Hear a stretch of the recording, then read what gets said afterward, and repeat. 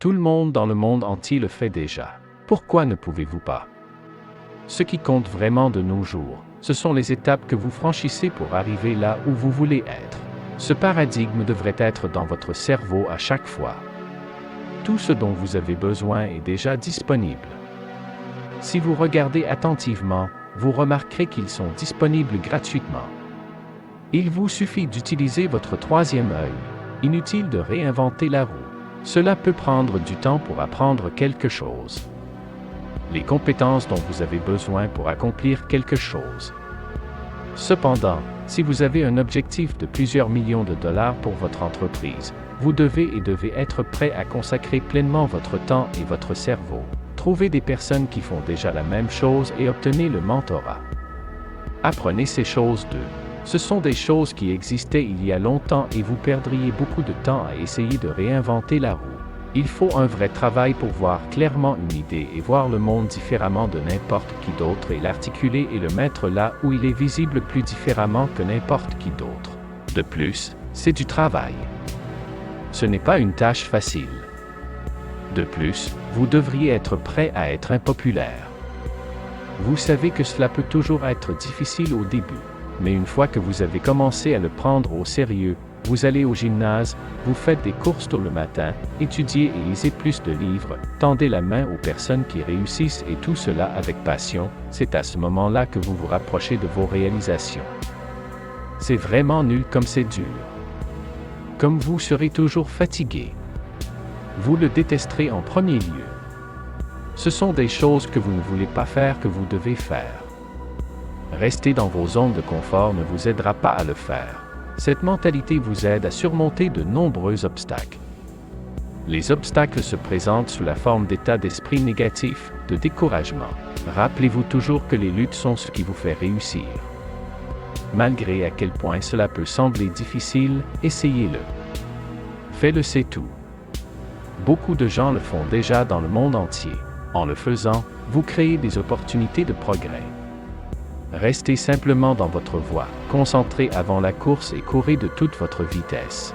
Ne vous inquiétez pas que votre jambe se casse pendant que vous courez.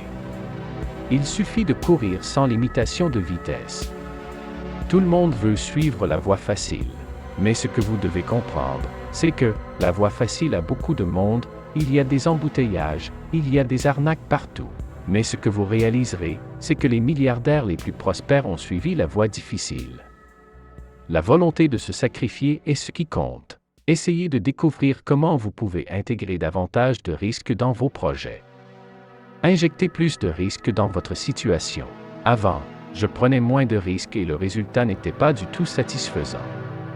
Ce que j'ai appris de Theta, c'est que le risque que vous prenez est directement proportionnel à ce que vous obtiendrez. Plus le risque est faible, plus vos chances d'atteindre vos objectifs sont réduites. Ce qu'il faut savoir, c'est que lorsque vous démarrez une entreprise à partir de rien, à partir de zéro, votre premier 100 000, 300 000 est géométrique car il vient tout simplement de rien. De grandes entreprises comme Microsoft et Google ont commencé de cette façon. Après avoir obtenu leurs gains géométriques, ils changent leur stratégie, ils mettent en œuvre des moyens même sophistiqués dans leur processus. Une autre chose plus importante et plus bénéfique pour les jeunes est que le premier revenu de votre compte bancaire a un rôle essentiel dans votre dette commerciale. Cela est possible parce que vous avez des flux de trésorerie dans votre système. Apprenez toujours à écouter attentivement partout où vous négociez des accords ou rencontrez vos concessionnaires. En écoutant, vous serez en mesure de comprendre la personnalité, la mentalité de quelqu'un et ce que vous pouvez en retirer. En apprenant quelque chose, vous serez en mesure de négocier des accords.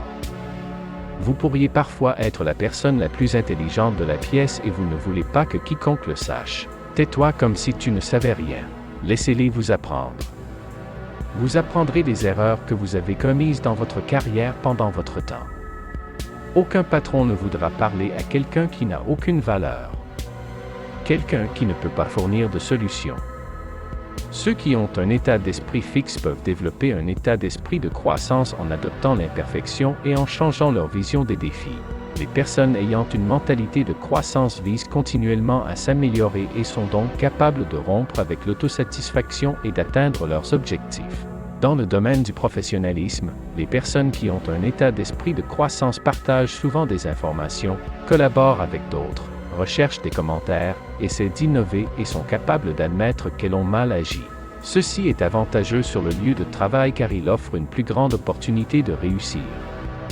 Cependant, ceux qui ont un état d'esprit fixe sont moins susceptibles de prendre des risques par peur de l'échec ou de l'embarras.